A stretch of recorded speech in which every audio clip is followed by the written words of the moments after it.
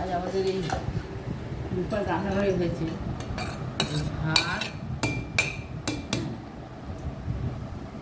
পুঁই শাক, পনির বাটার মশলা, আর এই যে পাট শাক দিয়ে ডাল হচ্ছে, শুধু আছে, এটা হয়েছে, আর মাছ,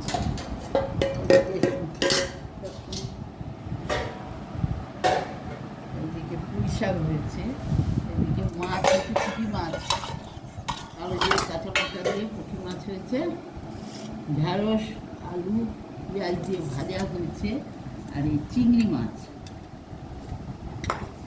সব আজকে করিনি। আজকে ডাল, টকের ডাল হয়েছে, টকের ডাল, পুঁটি মাছ, গাজরের কাঁচা লঙ্কা দিয়ে পাতলা ঝোল, আর এই ঢেঁড়স আলু ভাজা।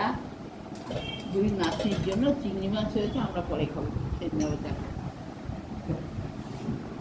আর পাট ডাল এই হয়েছে আজকে।